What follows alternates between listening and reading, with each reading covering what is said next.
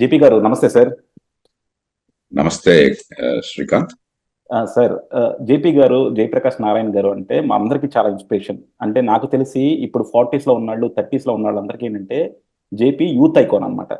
ఎందుకంటే మేమందరం ఆ కమ్యూనిజం కోరు మిస్ అయ్యాం. ఆ తర్వాత ఎవరన్నా సరే కొంచెం రిఫార్మేటివ్ థాట్స్తో వాళ్ళతో చాలా ఎక్కువ అసోసియేట్ అయ్యారు. నాకు కూడా బాగా తెలుసు. నేను ఎస్కే యూనివర్సిటీలో చదువుకున్నాను సార్. అక్కడ అక్కడ అంటే క్యాస్ట్ సంబంధం లేదనమాట. ఒక ఎస్సీ సిఐటిలో పనిచేసే స్టూడెంట్స్ కానీ, ఎస్ఎఫ్ఈలో పనిచేసే స్టూడెంట్స్ కానీ వాళ్ళందరూ కూడా చాలా మంది మీరు ఎప్పుడైతే 2009లో పోటీ చేస్తున్నారో మిమ్మల్ని చాలా అడ్మైర్ చేయడం మొదలెట్టారు అనమాట. చాలా అసోసియేట్ అయ్యారు. సో జేపీ థాట్స్కి చాలా అలైన్ అయ్యారు.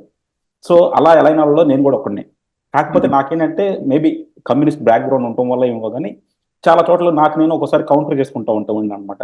ఈజ్ ఎట్ రైట్, అవునా కాదా అని.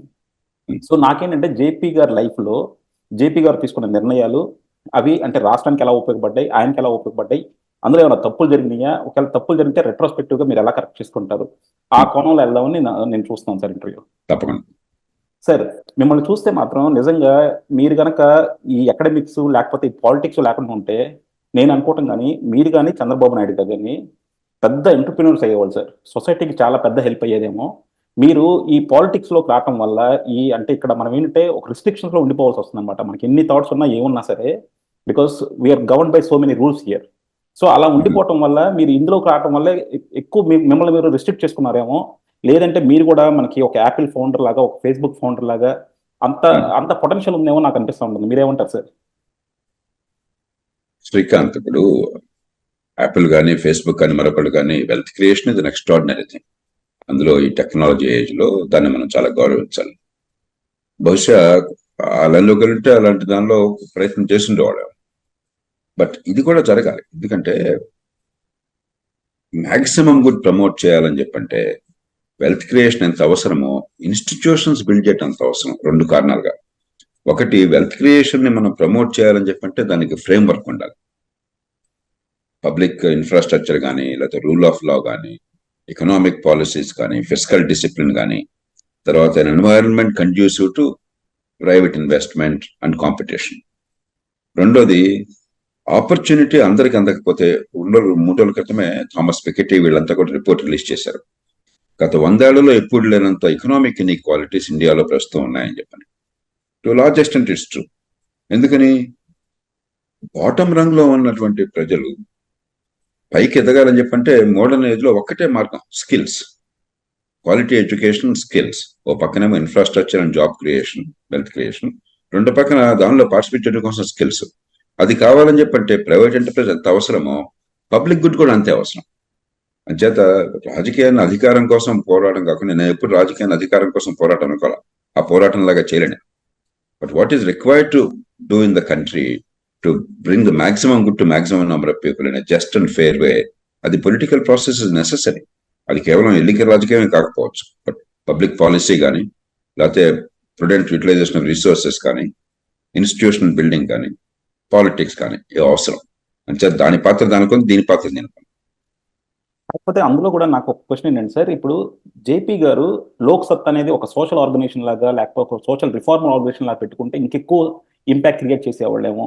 పొలిటికల్ గా టర్న్ అవటం వల్ల అది ఎక్కడో ఒక మిస్టేక్ జరిగిందేమో అనిపిస్తుంది అనమాట. ఎందుకంటే మనకి ఒక పొలిటికల్ అంబిషన్ లేదనుకోండి సార్, మనం అందరినీ ప్లీజ్ చేయక్కర్లేదు. మనం ఏది మంచి అనుకుంటామో దానికి నిలబడతాం. కానీ ఎప్పుడైతే మనం పొలిటికల్ దాంట్లోకి వచ్చామో మెజారిటీకి ఎలా అయినా వచ్చేస్తుంది ఆటోమేటిక్గా. ఎందుకంటే at the end you are measured with that democracy కదా. So number of votes, winning చేసామో లేదా, వీటి మీద మనం కొలమానం అయిపోతుంది. No, it's a good question. First of all Srikanth, కొంతకాలం ఎలక్ట్రల్ పాలిటిక్స్ లో పాల్పంచుకున్నా కూడా అంతకు ముందు చేయలేదు. నేను లోక్సత్తా ప్రారంభించినప్పుడు 10 ఏళ్ల పాటు పూర్తిగా ఒక నాన్ పార్టిజన్ మూవ్మెంట్ గానే చేసిన. అసలు పొలిటికల్ పార్టీ అనుకోలే. ఎందుకంటే నాకు తెలుసు పొలిటికల్ పార్టీకి నాలాంటి మనస్తత్వం సరైనది కాదు. ఎందుకంటే న్యూఆన్సెస్ ఉన్నాయే పబ్లిక్ పాలసీలో, పొలిటికల్ పార్టీస్ లో ఉండవు. మనకి మాయాబజార్ సినిమాలో ఘటోత్కచుడి పాత్రలో ఈశ్వరం గారు చెప్పినట్టుగా అస్మదీయుడా తస్మదీయుడా అని వచ్చేస్తుంది. రియల్ పాలసీలో అట్లా ఉండదు. Policy is much more complicated. రెండోది, నేను కొంచెం కొండ బద్దలు కొట్టినట్టు నిజం చెప్పే మనిషి. ఆడియన్స్ ప్లీజ్ చేయడం కోసం చెప్పని వాళ్ళకి ఏది ఇష్టమో అది అమ్మడానికి సిద్ధం కాదు నేను. ఏది అవసరమో అది అమ్మడానికి సిద్ధం కాదు. పాలిటిక్స్ అది పని కాదు. పాలిటిక్స్ లో ప్రజలకు ఏది ఇష్టమో అది అమ్మాలంతే. అంతేగాని ప్రజలకి నచ్చజెప్పి ఫలాంది కావాలని చేయడం అనేది పాలిటిక్స్ లో జరగదు. నాకు ఆ విషయం పూర్తిగా తెలుసు. కానీ ఎందుకని రాజకీయ పార్టీ ఆలోచన చాలా లేట్ గా వచ్చింది అంటే, లోక్సత్తా ఉద్యమం వల్ల బహుశా ఈ దేశంలో ఎవ్వరూ సాధించలేని మార్పులు తీసుకొచ్చాం. ఏం అధికారం లేకుండా, పదవులు లేకుండా. రైట్ టు ఇన్ఫర్మేషన్ యాక్ట్ కావచ్చు, లేకపోతే డిస్క్లోజర్ ఆఫ్ క్యాండిడేట్ డీటెయిల్స్ కావచ్చు, ఓటర్ రిజిస్ట్రేషన్ ఇంప్రూవ్ చేయడం కావచ్చు, లోకల్ కోడ్స్ లా కావచ్చు, లేకపోతే కొన్ని అగ్రికల్చరల్ పాలసీస్ కావచ్చు, నేషనల్ హెల్త్ మిషన్ కావచ్చు, ఇట్లా చాలా చాలా ఉన్నాయి. డిస్క్లోజర్ ఆఫ్ క్యాండిడేట్ డీటెయిల్స్ కావచ్చు, పొలిటికల్ ఫండింగ్ లా ఈ మధ్యకాలంలో దేశంలో ఎలక్ట్రల్ బాండ్స్ విషయంలో వస్తుంది. దానికి మూలం ఏంటి? పొలిటికల్ ఫండింగ్ లా. అలా తీసుకొచ్చింది నేనే.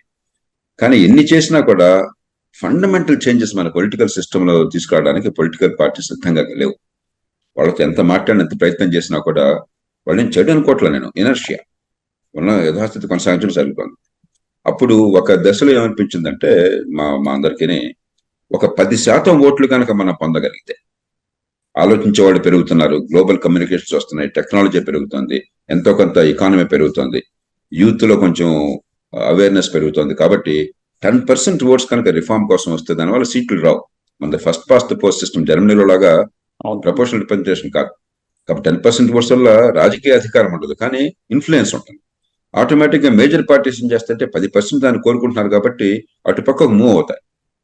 రాజకీయంగా వాళ్ళకి మనం అది చూపెట్టకపోతే మనం పర్సువేట్ చేయాల్సి వస్తుంది. పర్సువేషన్ ఒక లిమిట్ వచ్చేసింది. అంతకంటే ఎక్కువ వాళ్ళు సిద్ధంగా లేరు. వింటున్నారు, గౌరవంగా మర్యాదలు పాటిస్తున్నారు, కానీ చేయడానికి సిద్ధంగా లేరు. కాబట్టి 10% ఓటు ఉంది అనిపించినప్పుడు కలిసి ఒక నిజాయితీగా the way political party should run, మీరు యూరోప్ లో ఇంకో చోట చూస్తున్నారు, ఆ రకంగా ప్రయత్నం చేశాం. కానీ మనకు అర్థమైంది ఏంటంటే in large parts of the country 10% ఓట్లు లేవు.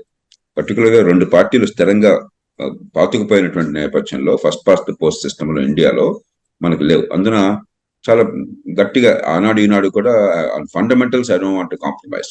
ఓటుకి డబ్బులు ఇవ్వడం కానీ, లేకపోతే అంతా కూడా తాత్కాలికమైనటువంటి వెల్ఫేరే, short term welfare at the cost of long term good కానీ, లేకపోతే mobilisation of people and grounds of caste, reason, division policies, ఈ మూర్తికి నేను పూర్తిగా వ్యతిరేకం. అలాగే ఇర్రేషనల్ పాలసీస్ నేను వ్యతిరేకం. ఆ రోజుల్లో ప్రజల మనసులో ఏమన్నా కూడా నాకు అనవసరం. ఏది అవసరమో దాన్ని గట్టిగా ప్రొజెక్ట్ చేయాలి. దానికి మన రాజకీయం తప్పదు. అది లేనప్పుడు, ఆ 10% ఓట్లు లేనప్పుడు, then there is no point wasting energy. అందుకని చెప్పి ఎలక్ట్రల్ పార్టీస్ వదిలేసాం. 10-11 ఏళ్ల క్రితం వదిలేసాము. 15 ఏళ్ళు అయిపోయింది వదిలేసి ఎలక్ట్రల్ పార్టీ.